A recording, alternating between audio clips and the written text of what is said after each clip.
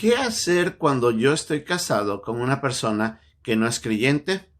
Esa es una de las preguntas que muchos en la iglesia actualmente se hacen. Debemos entender que muchas de las personas que han llegado a conocer a Cristo llegaron a conocerlo estando casados, pero uno de ellos todavía no es creyente. Y cómo la persona creyente tiene que comportarse dentro del matrimonio. ¿Y qué pasa cuando existen problemas? ¿Qué decisiones se deben tomar? Este posiblemente es uno de los problemas que se presentaron ahí en la iglesia en Corinto. Lo más probable es de que algunos de ellos se sentían indignos al estar casado con una persona que no era creyente.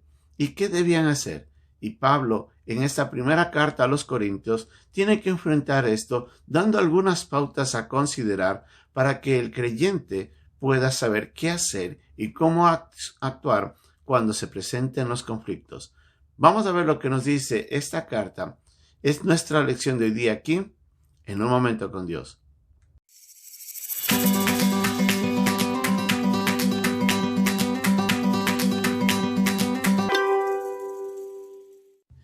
Debemos iniciar hablando, en primer lugar, de que este pasaje no hace referencia a una persona que estando soltera decide entrar en matrimonio con una persona no creyente.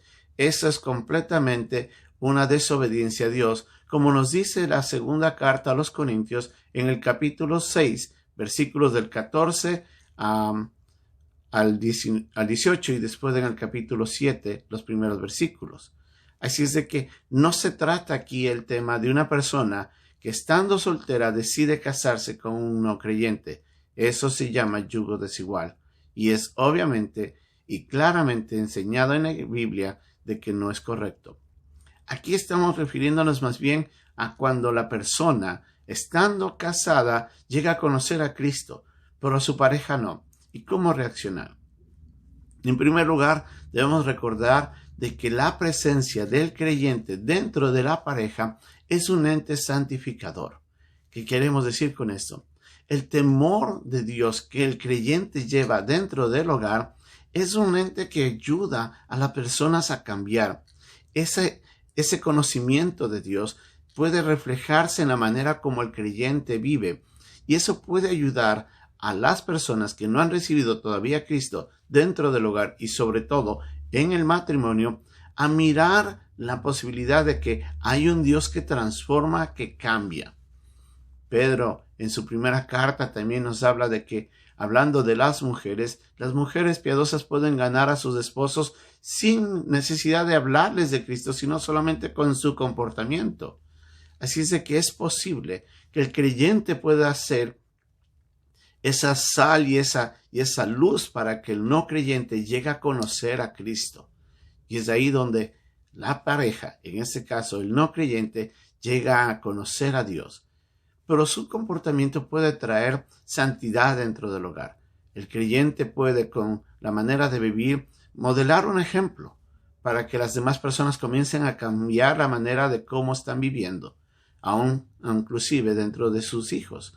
Sus hijos pueden mirar en sus padres esa conducta que puede ayudarles a ellos a considerar la posibilidad de honrar a Dios. Obviamente, la pareja creyente tiene que orar por su pareja. Tiene que orar por aquel que no ha conocido a Cristo para que pueda llegar a ser salvo.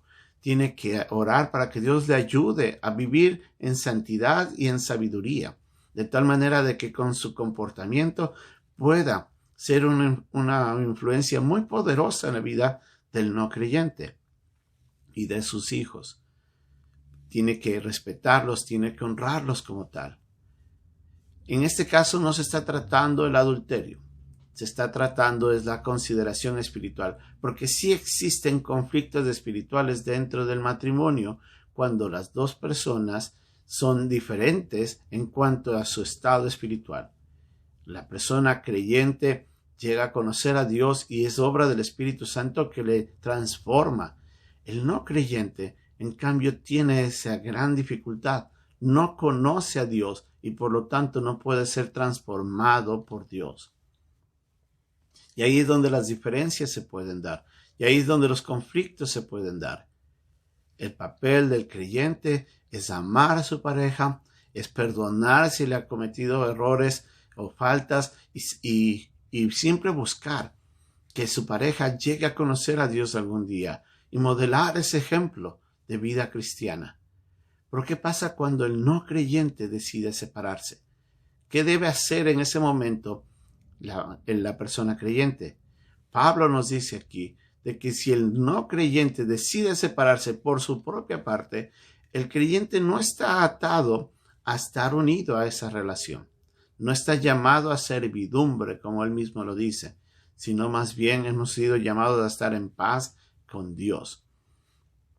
Debemos recordar que esto no se trata de cuando dos personas se van a casarse.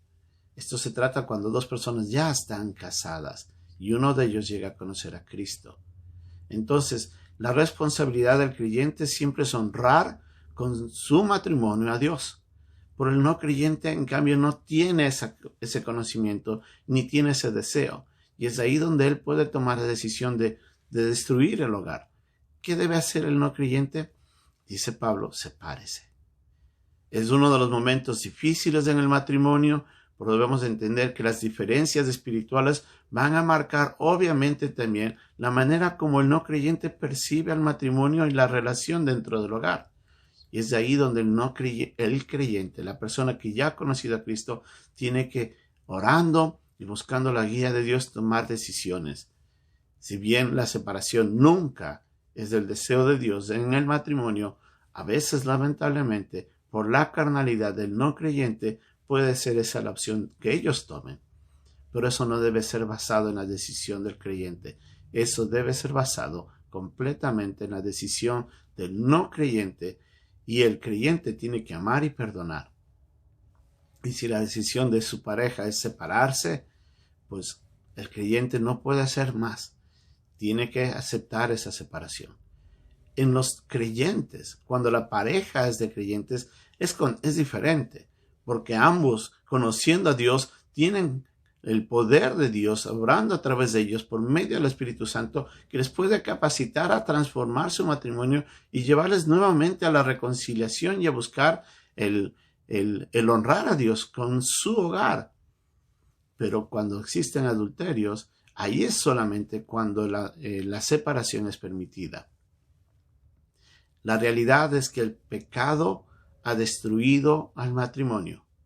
La verdad es de que el mundo, con esa influencia pecaminosa, está destruyendo a los matrimonios en todo el mundo. Y eso no se exenta dentro de las parejas de creyentes, y a veces entre un creyente y un no creyente. Nuestro rol como creyentes es honrar a Dios con el matrimonio. Es buscar lo mejor de nuestro matrimonio. Es vivir para que nuestro matrimonio sea el medio por el cual yo pueda también, además de otras cosas, glorificar a Dios. Pero cuando el no creyente decide vivir una vida desordenada y separarse, el creyente no está atado a eso. Esperemos que no sea así. Por eso ore. Pídale a Dios que toque el corazón de su pareja. Pídale a Dios de que usted sea ese reflejo del carácter de Cristo dentro de su hogar. Pídale a Dios de que a través de su comportamiento su pareja busque a Dios y conozca a Cristo y sea salvo, él y toda en su casa. Pero esta no es una seguridad plena. Eso solamente la persona que no ha creído en Cristo tiene una decisión individual y propia de aceptar o rechazar a Cristo. Nuestro deber es buscar que ellos sean salvos, que todos sean salvos y que todos honremos a Dios. Son momentos difíciles, son instancias duras dentro del matrimonio, pero recuerde, si usted está casado con un no creyente, pídale a Dios para que su pareja sea un creyente. Pídale a Dios para que usted pueda amar a ese no creyente con todo su ser.